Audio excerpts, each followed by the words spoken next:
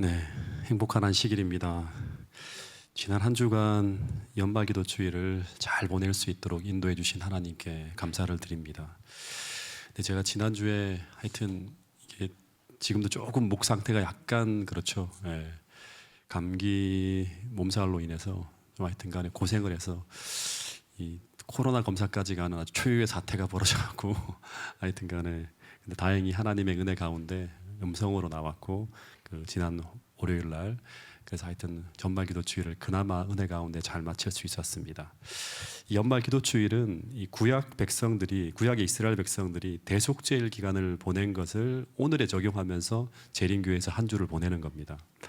그래서 이 연말 기도 주일은 이 과거 이스라엘 백성들이 대속죄일 기간 어떻게 하죠? 스스로를 돌아보면서 하나님의 용서하시는 사랑을 깊이 느끼며 회개하며 하나님의 속죄를 경험하는 시간이에요. 그래서 하나님과의 관계를 바로잡는 그런 기간입니다. 근데 그 하나님과의 관계를 바로잡은 사람들, 하나님과의 관계를 회복한 사람들은 그런 사람들이 이제 어떻게 행하는가 하면 나에게 잘못한 사람, 혹 내가 잘못을 저지른 모든 사람들과의 관계를 바르게 회복하는 일을 해요. 그 일을 내년이 시작되기 전에 다 마쳐야 돼요. 그래서 이 하나님과의 관계를 바르게 하고 내 이웃과의 관계를 바르게 해서 그 다음에 대속죄일이 끝난 후에 맞이하는 절기가 뭐죠? 그 다음 맞이하는 절기가 뭐예요? 장막절이죠. 장막절이라는 축제의 절기를 맞이하는 거예요. 그러니까 하늘에서 맞이할 천국의 기쁨을 이 땅에서 미리 맛보는 거예요. 하나님과의 관계를 회복하고 이웃과의 관계를 회복한 곳이 바로 에덴이라고 하는 낙원이죠. 그래서 오늘 이 기쁨이 충만한 안식일이 되었으면 좋겠다는 생각을 먼저 하고요. 근데 이 하나님과의 관계를 바르게 한 사람들이 이웃과의 관계를 바르게 함에 있어서 가장 중요한 게 뭔가 하면 오늘 함께 생각해 볼 이 설교의 내용입니다. 오래전에 제가 이제 문득 이런 생각을 좀 하게 되었습니다. 그리스도인이란 어떤 사람들인가? 본질적인 질문이죠. 다시 말해서 그리스도인의 본질을 가장 잘 나타내는 특징 중에 하나가 무엇일까 하는 걸 좀 생각해 봤습니다. 그리스도인은 예수님을 영접한 사람이에요. 예수를 영접했다고 하는 것은 추상적이지 않아요. 쉽게 말하면 예수님께서 십자가의 희생을 통해 베푼 그 하늘의 용서를 우리가 영접했다고 하는 거예요. 내가 받았다고 하는 거예요. 그러면 오늘 우리가 이 하늘의 용서를 받아들였다고 하는 증거가 무엇일까 하는 거예요. 구원의 확신을 묻는 거죠. 다시 말해서 오늘 우리가 용서받은 자라고 하는 증거가 무엇일까 하는 거예요. 그것은 바로 오늘 우리가 우리에게 죄 지은 자를 용서하는 것이라고 성경은 이야기하고 있습니다. 그 세계 1차 대전이 끝나가던 때 1918년 8월 17일 날 독일군이 이 벨기에를 점령하게 되는데 그때 이 독일군이 이제 인터넷 기사를 보면 노인과 어린아이 부녀자들을 모조리 다 학살을 합니다. 굉장히 잔인하게 다 죽여버렸어요. 그래서 이 전쟁이 끝난 후에 벨기에 사람들이 이제 피난길에서 돌아와서 그 끔찍한 현장을 다 목격하는 거예요. 그리고 그 폐허 속에서 장례 예배를 드리는데 근데 이 장례 예배 가운데 절차가 뭐냐 그러면 주기도문을 외우는 거예요. 근데 이 주기도문을 외울 수가 없었대요. 다 흑흑거리면서. 그 주기도문의 내용이 어떤 내용이 들어있죠? 주기도문의 내용 속에 어떤 내용이 들어있죠?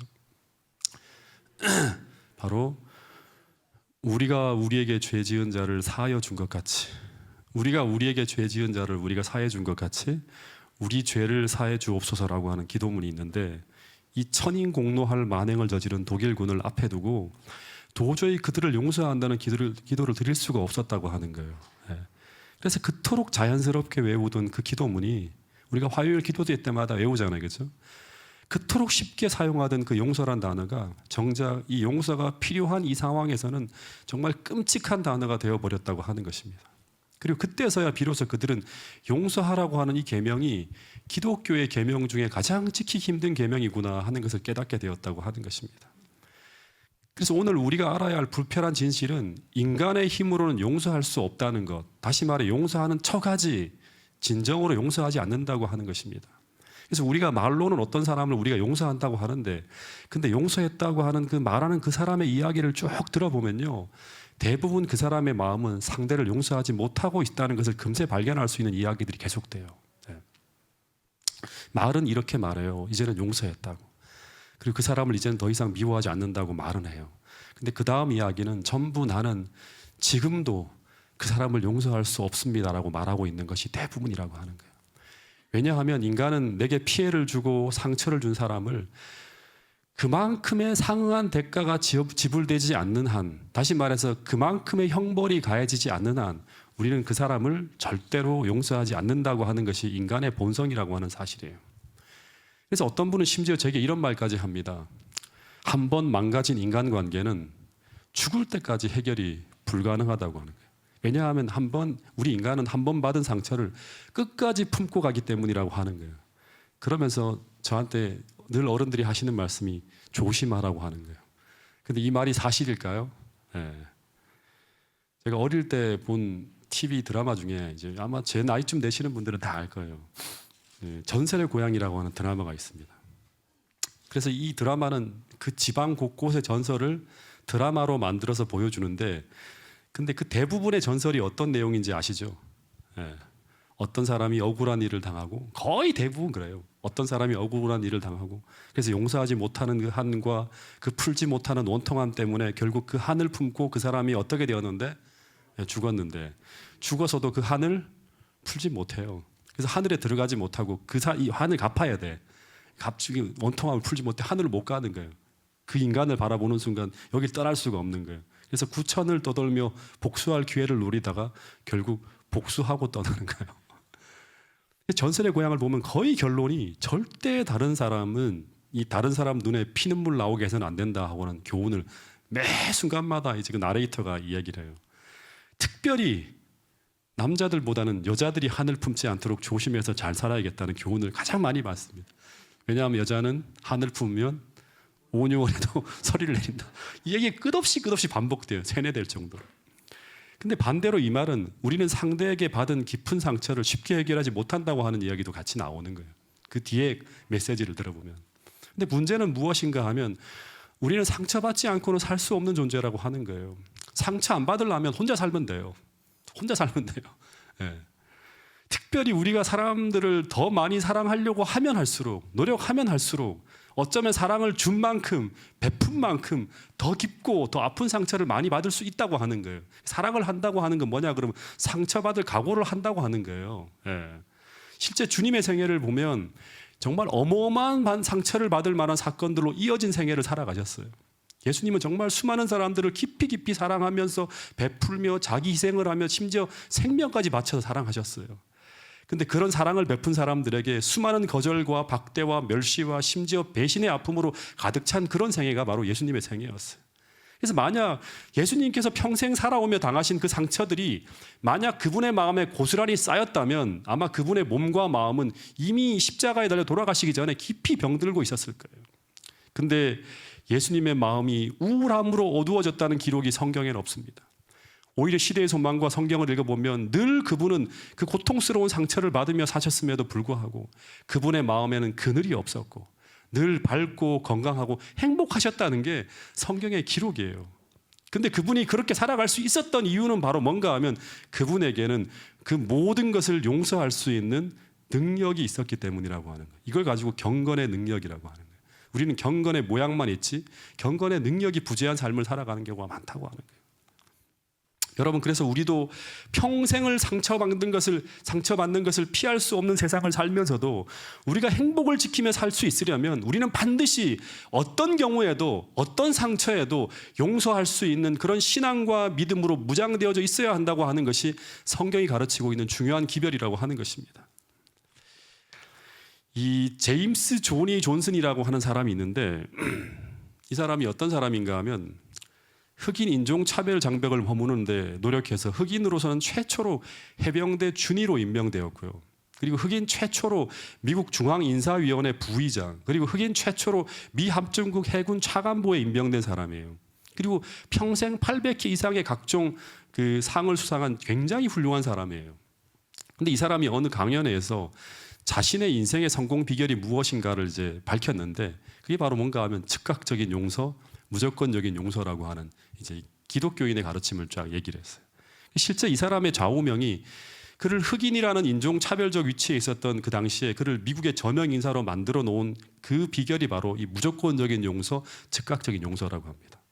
근데 어느 날 이 존슨이 어느 집회에서 강연을 마치고 돌아오는데 이 자기의 와이프가 얼굴을 막 찌푸리고 있는 거예요. 그래서 왜 그러냐고 물었더니 이 아내가 하는 말이 당신도 알잖아. 방금 전에 그 여자가 당신에 대해 말한 것 있잖아 하는데 존슨이 말하기를 어떤 여자? 난 잘 기억이 나지 않는데 하는 거예요. 당신에게 모욕적인 언사를 한 그 여자 말이야 하는데 실제로 이 사람이 잘 기억나지 않는데 하면서 하는 말이 나는 5초 이내에 즉각 용서하고는 잊어버리잖아. 그거 더 이상 마음에 새기지 않아 라고 하는 거예요. 그러자 아내가 하는 말이 나도 당신처럼 했어야 되는데 아무튼 용서하긴 할 거야. 그러나 지금은 안 될 것 같아 라고 말을 했다고 합니다.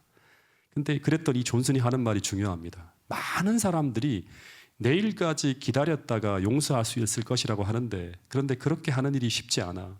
그때를 놓칠 수 있어. 분노는 너무도 빨리 자라서 내일이면 통제불능이 될지도 모르거든 하는 거예요. 여러분 많은 사람들이 바로바로 그 사람을 용서하지 못하는 이유는 대부분 이런 생각을 하기 때문이라고 하는 거예요. 쉽게 용서해주면 무책임한 행동을 또다시 할지도 몰라. 한동안 애를 좀 태우게 해다가 용서해주는 것이 그 사람한테도 좋을 거야. 행동에는 결과가 따른다는 것을 깨닫게 해줘야 해. 잘못한 쪽은 저쪽인데 왜 내가 바보처럼 먼저 용서를 해야 하는가? 내가 피해자인데 미안해하지도 않는데 어떻게 용서를 한단 말인가? 이런 생각 속에 머물러서 하루 이틀 한 달 1년을 보내다 보면 우리는 내 삶의 기쁨을 잃어버리고 사람을 잃어버리고 늘 그 일로 인해 마음 한구석에 그늘을 만들어 버리게 된다고 하는 것입니다. 근데 여러분 하나님이 우리를 용서하시는데 얼마나 걸렸을까요? 하루 이틀 사흘 걸렸을까요? 그렇지 않고 단 1초도 걸리지 않았다고 하는 것입니다. 그분은 즉각 용서하신다고 하는 것입니다. 그처럼 우리도 1초 이내에 이 나쁜 마음을 처리해 버릴 수만 있다면 그렇게만 마음이 작동할 수 있게 우리 마음을 훈련할 수만 있다면 우리 마음에 많은 불행의 원인이 되는 이 악감정이나 원한이 우리 마음에 눌러붙지 않게 될 것이라고 하는 것이 성경의 가르침입니다. 여러분 후라이팬 중에 제일 비싼 것이 이 테블론 재질로 만든 제품이라고 합니다. 저도 뭐 주방의 용품들을 잘 몰라서 모르는데 이 테블론 후라이팬이 그렇게 유명하대요. 근데 왜 이 제품을 그렇게 비싼데도 불구하고 많은 사람들이 사려고 하는가 하면 이 팬은 아무리 뜨거운 열을 가하며 부치개를 붙이든지 생선을 굽고 튀기든지 하든지 어떤 음식을 지지고 볶고 해도 절대 그 음식물이 이 팬에 눌러붙거나 그리고 그 표면에 잘 상처가 나지 않기 때문이라고 합니다. 근데 마찬가지로 그리스도인의 마음은 아무리 뜨거운 불로 그 마음을 지지고 볶고 튀기고 해도 그 음식을 털어내면 탁 털어내면 그 장소를 떠나면 이런 원한이나 악감정이 절대 눌러붙지 않는 이런 테블론 팬과 같은 그런 마음을 가져야 한다고 하는 것입니다. 근데 이것이 그냥 만들어지는 것이 아니죠. 사소한 잘못이나 상처는 모르지만 정말 깊은 상처를 받을 때 오랜 동안에 이것이 계속 내 마음속에 가하게 될 때 어떻게 그렇게 가볍게 털어낼 수 있는가 하는 거예요. 그래서 여러분 오늘 우리가 이 설교가 끝난 다음에 꼭 배우고 돌아가야 될 게 뭔가 하면 이 경건의 능력이 필요하다고 하는 거예요. 예. 여러분 디모데후서 3장 1절부터 3절에 보면 이런 말씀이 있습니다. 자, 이 말씀을 같이 한번 읽어보겠습니다. 자주 보는 말씀인데요. 시작. 너는 이것을 알라. 말세에 고통하는 때가 이르러 사람들이 자기를 사랑하며 돈을 사랑하며 자랑하며 교만하며 비방하며 부모를 거역하며 감사하지 아니하며 거룩하지 아니하며 무정하며 원통함을 풀지 아니하며 모함하며 절제하지 못하며 사나우며 선한 것을 좋아하지 아니하며. 예, 디모데후서 3장 1절에 보면 말세에 고통하는 때가 이럴 때인데 그때 사람들이 어떻게 변해가는가 하면 무정하며라고 하는 말. 예, 또 하나는 원통함을 풀지 못한대요. 이 무정하며 원통함을 풀지 못한다는 이 말이 무슨 말인가 하면 세상에 종말이 올 때 그 말세에 나타나는 특징 중에 하나는 서로 용서가 안 되는 거예요. 예, 용서가 안 되는 거예요. 다시 말해 서로 악감정이 마음에 눌러붙은 채 그냥 인간관계를 맺고 살아가는 거예요. 근데 이런 모습이 세상의 모습만이 아니라 그리스도인들 가운데도 나타난다고 하는 거예요. 근데 그 이유가 무엇인가 하면 또 말하지만 교회 안에 종말에 가면 교회 안에 하나님의 은혜가 사라지잖아요. 사람들 교회 안에 은혜가 사라지고 나니까 경건의 모양은 있으나 신자들이 경건의 능력이 사라지고 있기 때문이라고 하는 거예요. 예. 여러분, 은혜 넘치는 교회와 은혜가 사라지고 있는 교회의 특징이 무엇인지 아십니까? 은혜가 넘치는 교회와 은혜가 사라지고 있는 교회. 그리스도의 은혜가 넘친다고 하는 것은 그리스도의 나를 사랑하시고 나를 용서하시는 그 십자가의 사랑을 충분히 알고 충분히 그 은혜를 받고 있는 사람이나 교회를 말하는 것입니다. 그런데 그런 교회와 그런 사람들의 특징은 한마디로 말하면 서로 간의 용서가 쉬워요. 다시 말해서 관계의 문제가 잘 해결된다고 하는 거예요. 해결이 쉽다고 하는 거예요. 하나님과의 관계가 잘 맺어져 있기 때문에. 그 이유는 그들은 경건의 능력을 소유하고 있기 때문에 그들은 무정하지 않고 원통함을 가슴에 담고 살려고 하지 않습니다. 예. 이 반대로 이해하면 돼요, 그 이야기들을. 그러나 반대로 그리스도의 은혜가 사라지는 개인과 교회는 한 번 상처를 받으면 회복이 어려워요. 그래서 사소한 갈등이 진정이 안 되고 점점 더 커집니다. 그리고 작은 상처도 회복이 어려울 만큼 크게 바뀌어야 돼요. 조금만 툭 건드려도 푹 찔려버려요. 그리고 한 번 상처를 받으면 그 받은 상처를 풀지 못하고 서로 용서를 하지 못합니다. 그래서 한 가지의 단순한 문제가 쉽게 과거의 잘못된 기억들과 연결되어지면서 이 사소한 문제가 거대한 복합적인 문제로 커지게 돼요. 여러분, 건강하지 못한 사람들은 감기 바이러스가 한 번 들어가면 어떻게 되죠? 이게 복합적인 건강 문제와 연결되면서 폐렴으로 발전해서 그 사람 생명을 위협하는 경우가 있죠. 똑같이 이 면역력이 떨어진 경건의 능력이 사라진 몸의 특징이자 면역력이 떨어진 주님의 몸된 특징이 뭔가 하면 바로 이런 거예요. 사소한 문제가 아주 커지게 돼요. 여러분, 나는 용서받은 사람인가요? 대답을 못 하세요. 여러분, 나는 용서받은 사람입니까? 다시 말해서 나는 은혜 받은 자이고 은혜를 받고 살아가는 경건의 능력을 소유한 사람인가요? 그렇다면 실제 그 용서받은 증거가, 즉 그분의 은혜가 여러분 생각하셔야 돼요. 나의 인간관계 속에서 어떻게 나타나고 있는지 한번 생각해 볼 필요가 있습니다. 여러분의 가족들과의 관계, 성도들과의 관계, 이웃들과의 관계 속에서 어떻게 작용하는지. 여러분, 말세 하나님의 진실한 백성들은 어떤 모습으로 살아가게 되는가 하면, 다시 말해서 말세 이런 무정하고 도무지 용서가 작동이 안 되는 이런 세상에서 예수의 믿음을 가지고 하나님의 계명을 지키는 자들은 어떤 모습으로 살아가게 되는가 한번 생각해 보셔야 돼요. 그 사람은 바로 사람을 진정으로 사랑하는 그리스도의 마음을 품고 살아가게 될 것이라고 하는 거예요. 이것이 바로 초대교회 순교의 현장에서 보여진 참된 그리스도인의 모습이었어요. 그들은 마지막 죽어가면서도 다 용서하잖아요. 저들의 죄를 사하여 달라고 하면서, 자기를 죽이는 원수들을 향해서. 다시 말해서 그리스도 예수의 사람들은 주님처럼 냉정하지 않고 주님의 마음을 품고 살아가기 때문에 주님처럼 원수를 갚으려 하지 않을 것이라고 하는 거예요. 근데 왜 그들이 그렇게 살아가게 되는가? 그 이유는 그들이 바보라서가 아니라 그들은 용서받은 사람들이기 때문이라고 성경은 이야기하고 있습니다. 여러분, C.S. 루이스라고 하는 아주 유명한 영국의 저술가인데, 제가 이 사람 책을 좀 저희 서구에 보면 되게 많아요. 되게 많이 참고할 만한 그런 문구들이 참 많아서 많이 읽는데, 이 사람이 이런 말을 했어요. 그리스도인이 된다고 하는 것은, 그것은 참 이게 쉽지 않죠. 용서받을 만하지 못한 사람을 용서하는 것이다. 그러니까 용서받을 만하지 못한 사람을 용서하는 것이 바로 그리스도인이 된다는 것이라고 하는 거예요. 왜냐하면 그 이유가 뭔가 하면 하나님께서 용서받지 못할 사람인 우리를 용서하셨기 때문이다. 참 이 말이 명언이죠. 이것이 바로 성경에서 말하는 용서의 가장 중요한 원리예요. 이렇기 때문에 용서하라고 하는 거예요. 왜 우리가 원수를 용서하고 사랑해야 되는가? 그것이 계명이라서가 아니라 하나님께서 용서받지 못할 사람인 나를 용서하셨기 때문이라고 하는 거예요. 마태복음 18장에 보면 주님과 베드로의 대화 장면이 나옵니다. 근데 베드로가 주님께 이런 질문을 해요. 주님, 제게 상처 준 사람을 몇 번까지 용서하면 될까요? 이 이야기가 마태복음 18장 서두에 보면 왜 이런 질문이 나오는가 하면 제자들 간에 서로 누가 높은가로 논쟁이 벌어지는 이야기가 쭉 나와요.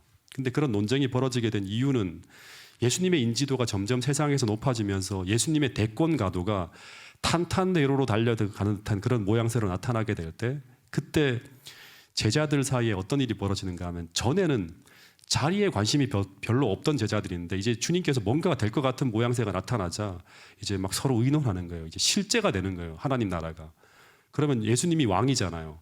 그러면 누가 총리 대신이 될까? 누가 내무부 장관이 돼야 되는가? 누가 이제 어떤 보직을 맡게 된가? 그러면서 서로를 비교하는 일들이 벌어지게 됩니다. 교회의 규모가 커지게 되고 그리고 많은 어떤 그런 이 교회 이제 뭐 이런 모습이 벌어지면 그런 교회 안에서도 그런 일이 벌어지는 경우가 많죠. 그러다가 당시 가장 잘난 척하며 또 주님과 가장 가깝게 보이던 이 베드로가 공공의 적이 되어 버렸을 거예요. 그래서 베드로는 자주 동료들에게 상처받는 말을 들으면서 마음이 상하였을 거예요. 예. 그래서 베드로가 주님에게 이런 질문을 하게 됩니다. 주님, 제가 형제를 용서해야 된다는 것을 알기는 아는데 그런데 내 형제가 내게 죄를 범하면 몇 번이나 용서해 주면 됩니까? 라고 물은 거예요. 다시 말해 베드로는 형제를 용서하며 살아야 된다고 하는 것에 대해서는 알고 있는데 그런데 언제까지 참고 용서를 해야 되는지 언제까지 당하고만 살아야 되는지 다시 말해서 용서가 불가능한 때는 언제부터인가라고 하는 걸 묻고 있는 거예요. 그러니까 내가 언제쯤 되면 내가 한 방 쳐도 됩니까? 이게 이제 묻는 거죠. 네. 근데 이 말은 어떤 말인가요? 이제 언제부터 반격을 가해도 됩니까? 라고 하고 묻는 거예요. 그러면서 스스로 내놓은 답 중에 하나는 바로 7번 정도 참으면 될까요? 라고 물었던 것입니다. 그랬더니 예수님께서 하시는 말씀이 이것이었어요. 마태복음 18장 22절에 보면 뭐라고 하는가 한번 읽어볼까요? 시작. 예수께서 이르시되 내게 이르노니 7번뿐 아니라 7번을 70번까지라도 할지니라. 이 말은 이제 수학적으로 계산하면 몇 번 참으라고 하는 거예요? 490번 참으라고 하는 거예요. 이 말은 무슨 말이에요? 490번까지 달력에다 체크하면서 오늘 지금 벌써 1년 동안 365번에 참았다 하면서 이렇게 체크하면서 가라는 거예요. 그게 아니라 이 말은 끝까지 참으라고 하는 거죠. 7이 완전수예요. 거기다가 70, 10이라고 한 수도 완전수예요. 7이 2번 더해지고 거기다가 10까지 더해지는 거예요. 7 곱하기 7 곱하기 10이에요. 그 완전수예요. 정확하게 말하면 무한히 참고 무한히 용서하라고 하는 것이죠. 더 정확하게 말하면 주님처럼 참고 주님처럼 용서하라고 하는 거예요. 다시 말해 주님의 마음을 품고 살아가라고 하는 거예요. 이 말을 듣고 베드로가 아마 깜짝 놀랐을 거예요. 이게 말이 되는가? 한 번만 긁으면 내가 바로 파르르 떨며 분노하게 되는 이 베드로 입장에서 볼 때 이것은 불가능한 요구예요. 예. 그래서 이게 어떻게 가능한가요? 하면서 질문을 하려고 하는 찰나 그때 예수님이 그 마음속에 담긴 그 무언의 질문에 대한 대답으로 주신 교훈이 그 유명한 1만 달란트 빚진 자와 100데나리온 빚진 자에 대한 이야기였어요. 오늘 여러분의 마음 가운데 용서가 불가능해 보이는 그런 마음을 가지고 그 숙제를 가지고 이 자리에 왔다면 오늘 이 비유를 통해 다시 한번 하나님께서 여러분들에게 주시는 귀한 답을 찾아갈 수 있게 되기를 간절히 바라겠습니다. 이 비유는 오늘 우리가 용서하는 것이 불가능하게 보일 때 마치 그것이 너무나 억울한 일처럼 느껴질 때 그래서 주님의 이 명령에 의문부호를 가지게 될 때 그때 주님은 그렇다면 너는 어떤 사람인지 생각해 보라고 하시면서 말씀하신 이야기가 이 비유에 나오는 이야기예요. 이 스토리를 잠깐 이야기를 하면 이 이야기는 시작이 어떻게 시작되는가 하면 그러므로 천국은 하면서 하는 이야기가 시작돼요. 천국은 이런 나라라고 하면서 이어지는 이야기가 바로 이 비유의 이야기인데 여러분 천국이라고 하는 건 뭐예요? 천국인 자주 말하지만 누가 계신 곳이에요? 주님이 계신 곳이고 두 번째는 천국은 누가 있는 곳이에요? 주님의 마음을 품고 살아가는 사람들이 모여 있는 곳이 바로 천국이에요. 다시 얘기합니다. 천국은 주님이 계신 곳이고 두 번째 천국은 주님의 마음을 품고 살아가는 사람들이 모여 있는 곳이에요. 근데 주님은 말씀하시기를 천국은 그 종들과 결산하려고 하던 어떤 임금과 같다고 합니다. 근데 이 임금이 종들과 무엇을 결산하려고 하는가 하면 본문의 결론을 보면 바로 우리가 받은 주님의 용서가 정말 우리 마음에 담겨 있는지를 결산하려고 한다는 것이 본문의 이야기의 결론이에요. 오늘 우리가 받은 주님의 용서가 진짜 너희들의 마음속에 담겨 있는지 한번 확인해 보겠다고 하는 거예요.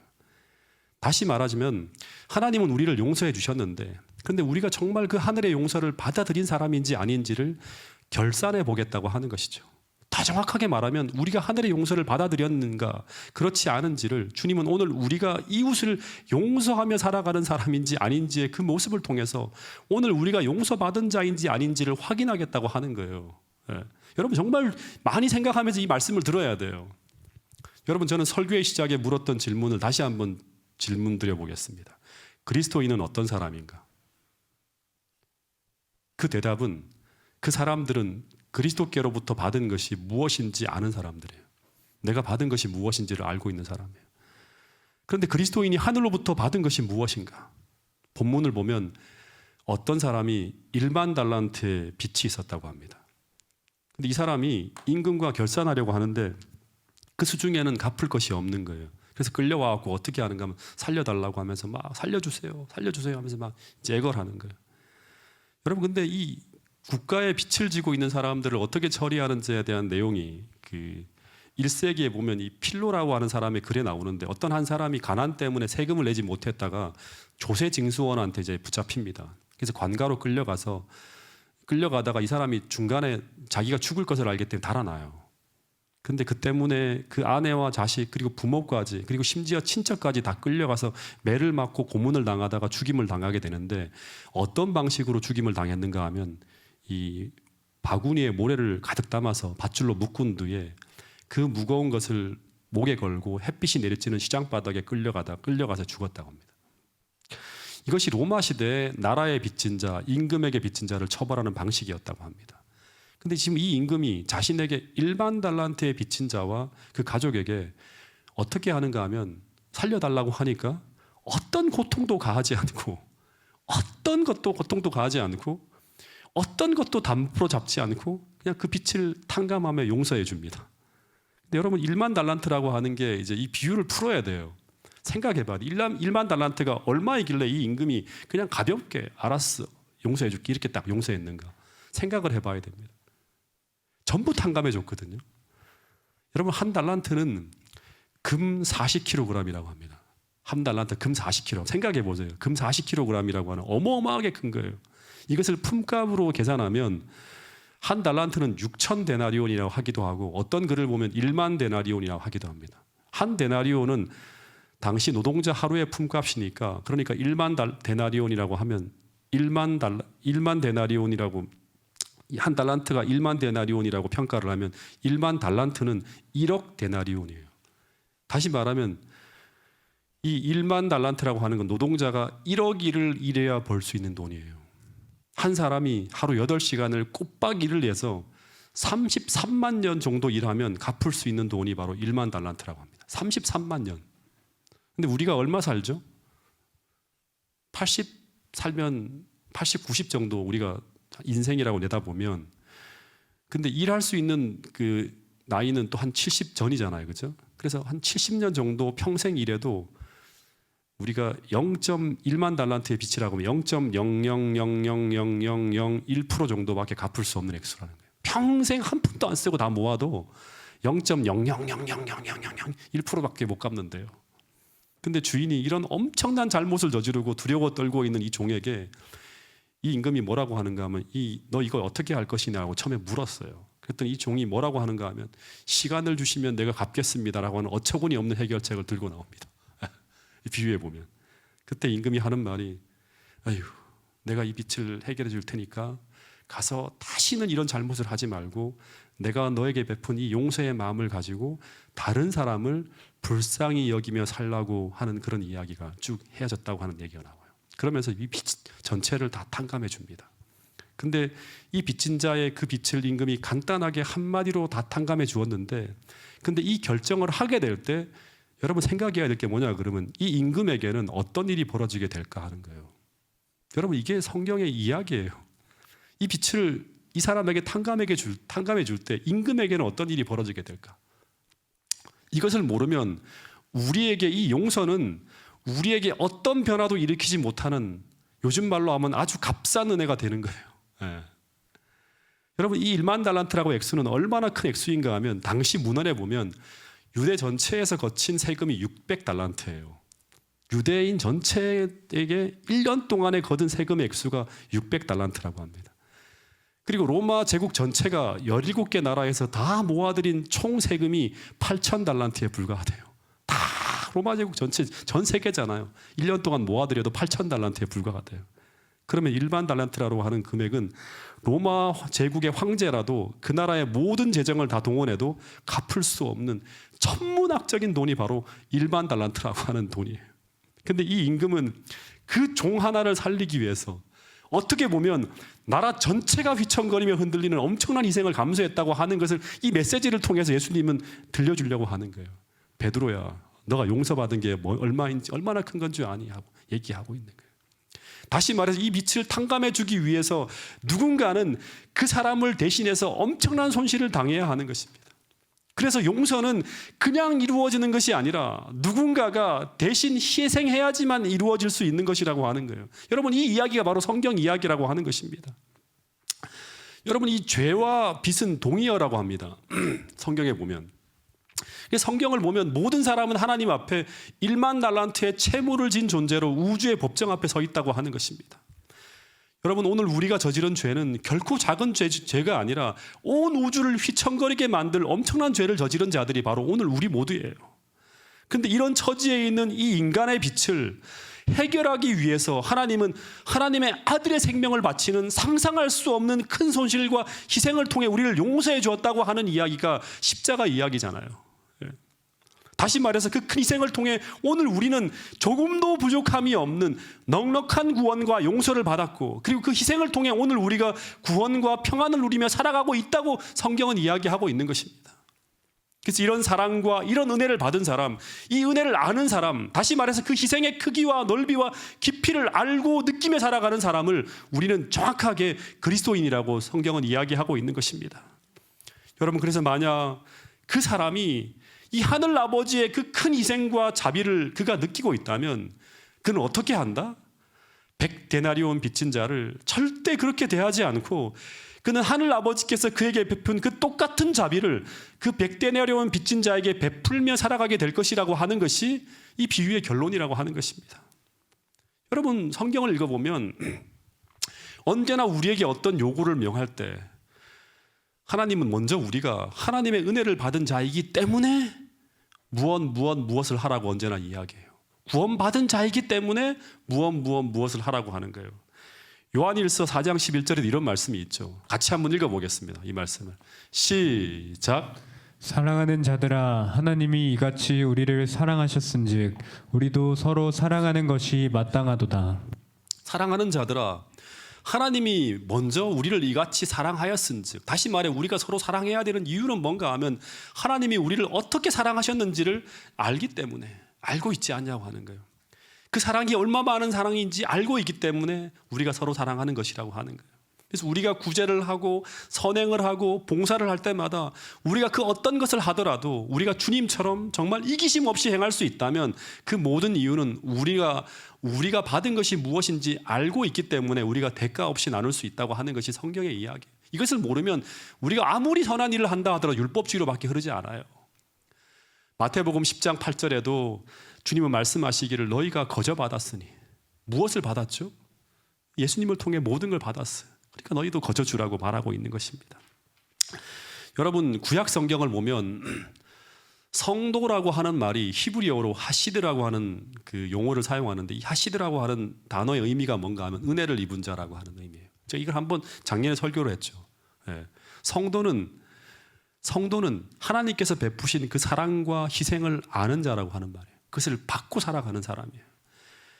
여러분, 그래서 이 말씀을 제가 보면서 이번에 연말기도 주일 할 때도 그랬고 창세기를 가르칠 때도 노아에 대한 이야기를 할 때 제가 이 성경 구절을 자주 사용하는데, 창세기 6장 8절에 보면 노아에게 하나님은 그냥 방주를 지으라는 헌신을 요구하지 않았어요.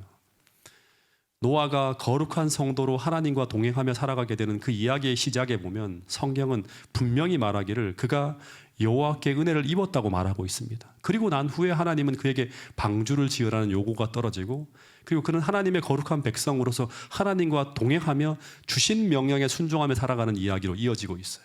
그러니까 시작이 뭐예요? 은혜를 받은 자가 순종하는 거예요. 은혜를 받은 자가 용서하는 거예요. 그 사랑을 알기 때문에 그 하나님의 마음과 합한 자가 되어서 하나님의 마음을 품고 세상에 주님께서 원하시는 일을 하는 거예요. 시편 86편 2절에도 다윗도 자신을 가리켜서 뭐라고 하는가 하면 주께서 은혜를 주신 자라고 해요. 주님께서 나에게 은혜를 주신 자야. 그리고 그 은혜를 기억함으로 다윗이 행한 삶의 모습은 뭔가 하면 그를 죽이려고 끝까지 그를 위협하고 있는 이 원수인 사울을 한 번만이 아니라 끊임없이 끝까지, 그러니까 죽을 때까지 그를 용서하며 사랑합니다. 죽을 때까지, 죽고 난 다음에도 용서하고 사랑하잖아요. 그래서 그 자녀들을 거두잖아요. 다시 말해 순종도 그 사랑을 힘입어 희생도 봉사도 이 사랑을 느끼게 될 때 행하게 된다고 하는 것이 성경의 주제입니다. 여러분, 그래서 오늘 내가 하나님의 은혜를 잊고 살아가는 사람인지 다시 한번 여러분 스스로를 생각해 볼 수 있게 되기를 간절히 바라겠습니다. 제가 철이 없을 때 저는 우리 어머니가 저를 위해 고생을 많이 하시는 것을 제가 보면서 자랐어요. 사춘기 때부터 쭉. 근데 저는 어떤 생각을 했는가 하면 저도 어머니에게 할 만큼 한다는 생각을 참 많이 했어요.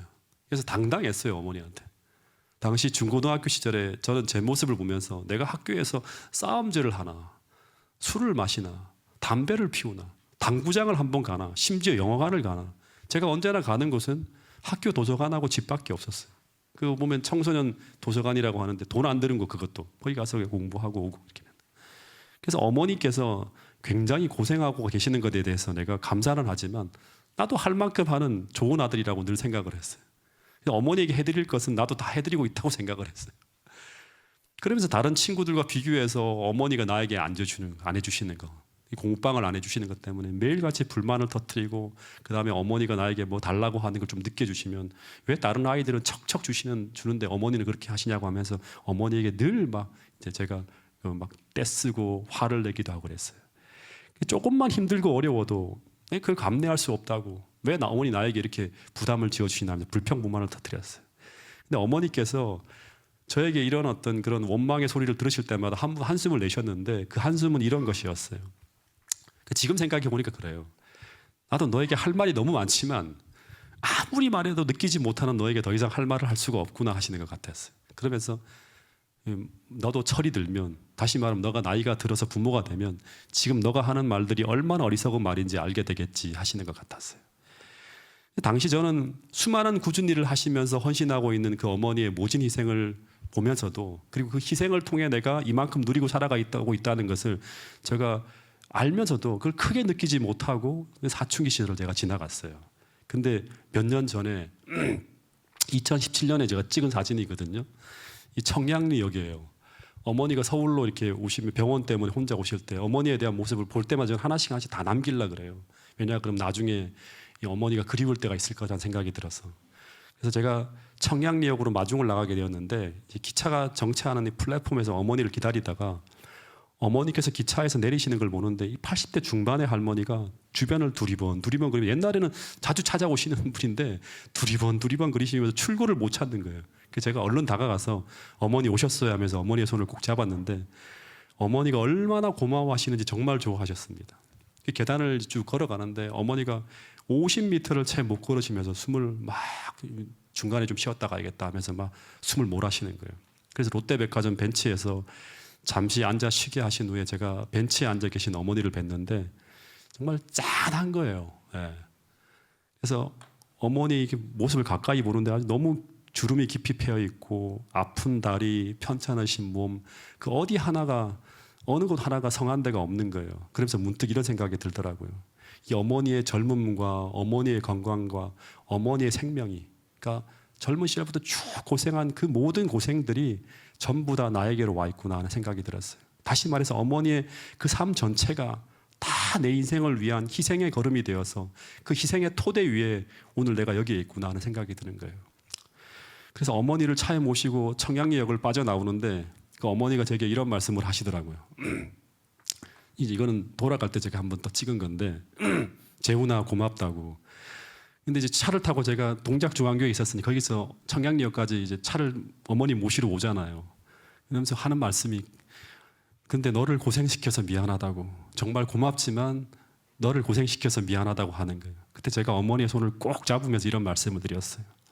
어머니 기억해 달라고. 오늘 제가 이렇게 존재하는 것은 어머니의 그 희생과 헌신으로 오늘 내 인생에 지금 이렇게 있다고. 그래서 어머니에게 너무나 감사하고 있다고. 그래서 저는 어머니 모시러 가는 것이 조금도 힘들지 않고 조금도 불편하지 않다고. 그래서 그저 오래오래 건강하게만 제 곁에 머물러 달라고 하는 말씀을 드렸어요. 그랬더니 어머니의 눈시울이 막 뜨거워지시는 거예요. 여러분, 그리스도인은 은혜 받은 것을 아는 사람이에요. 그리고 그것을 알고 있다면 오늘 우리는 다르게 산다고 하는 거예요. 느끼고 있다고 하면 말이 아니라 다르게 행하게 될 거라고 하는 거예요. 다시 말해서 나를 위해 1만 달란트라는 그 하늘의 전부와 같은 하나님의 아들을 희생하는 그 아버지 하나님의 그 희생을 생각할 수만 있다면, 그 사랑을 느낄 수만 있다면 우리는 나에게 잘못한 그 100대라니온 빚진 형제를 용서하며 사랑해 줄 수 있을 것이라고. 그리고 그 사랑이 존재하는 사람들이 바로 진짜 그리스도인이라고 성경은 비유를 통해서 이야기하고 있습니다. 여러분, 노벨 평화상 수상자인 이 사람이 작가인데 엘리 위젤이라고 하는 사람이 있었는데, 이 사람이 유대인 학살 당시의 생존자였다고 합니다. 근데 이 사람이 한 번은 나치 수용소에서 탈출을 기도하다가 이 붙잡힌 10대 소년이 어떻게 처형되는 걸 봤어요. 그 10대 소년 하나를 수용소 군인들이 공개 처형하는 장면을 목격하게 되는데, 이 10대 소년을 교수대에 매달아 놓고 서서히 죽어가는 광경을 지켜보면서 이 엘리 위젤이라고 하는 사람이 솟구치는 분노를 참지 못하고 땅에 엎드려 통곡하면서 이런 말을 내뱉었다고 합니다. 하나님, 당신은 도대체 어디에 계시냐고. 이걸 보시면서도 어떻게 가만히 있을 수 있단 말입니까? 그런데 막 이렇게 막 부르짖으면서 막 울고 있는데 갑자기 그의 귀에 아주 작은 음성 하나가 들렸다고 합니다. 그 음성이 바로 뭔가 하면, 나는 내 아들과 함께 교수대에 함께 매달려 있다고 하는 그런 음성을 들었다고 합니다. 여러분, 이제 눈을 감고 잠시 기도하는 시간을 갖도록 하겠습니다. 여러분, 우리는 견딜 수 없는 고통 속을 지나갈 때, 용서할 수 없는 고통의 현장을 지나갈 때, 오늘 우리는 거기서 예수님과 함께 우리를 위해 십자가의 고통을 당하고 계신 그 아버지 하나님을 바라볼 수 있어야 한다고 하는 것입니다. 왜냐하면 하나님은 그 현장에 우리와 함께 있기 때문이라고 하는 것입니다. 그리고 나를 위해서 얼마나 큰 희생과 고통과 희생을 치르신 분인지를 십자가를 통해서 그 고통의 현장, 내가 용서할 수 없는 사람을 바라볼 때 우리는 하나님의 명령에 순종할 수 있는 은혜와 힘을 우리가 받게 될 수 있다고 하는 것입니다. 여러분, 그 사랑을 받은 눈을 가지고, 그 은혜를 받은 마음을 가지고 오늘 우리가 용서할 수 없는 사람을 바라보고 순종이 힘겹고 버거운 상황을 바라볼 수 있게 되기를 간절히 바라겠습니다. 여러분, 마지막으로 오늘 설교의 결론과 같은 두 가지의 성경절을 여러분들에게 소개해 드릴 텐데요, 이 성경절을 꼭 마음에 새기고 돌아갈 수 있게 되기를 바라겠습니다. 마태복음 18장 35절, 너희가 각각 마음에 없는데 말로만이 아니라 마음으로부터 형제를 용서하지 아니하면 나의 하늘 아버지께서도 너희에게 이와 같이 하시리라. 히브리서 12장 14절 말씀, 모든 사람과 더불어 화평함과 거룩함을 따르라. 이것이 없이는 아무도 주를 보지 못하리라. 여러분, 연말 기도 주일을 마치면서 다시 한번 혹 아직도 우리와 화목하지 못한 사람이 혹 있지 않은지, 혹 아직도 마음으로부터 내가 용서하지 못하는 형제는 없는지 생각하고, 혹 있다면 올해가 다가기 전 꼭 그를 용서하고 꼭 사랑의 관계를 회복할 수 있는 그런 은혜를 달라고 여러분 기도할 수 있게 되기를 간절히 바라겠습니다. 다시 한번 주신 말씀을 생각하며 오늘 나의 관계가 모든 사람과 더불어 화목해서 하나님의 축복의 통로로 살아갈 수 있는 그러한 사람 되게 해달라고 하나님 앞에 간절히 기도하는 시간 갖기를 간절히 바라면서 오늘 말씀을 마치도록 하겠습니다. 다 함께 개인 기도하는 시간을 갖도록 하겠습니다.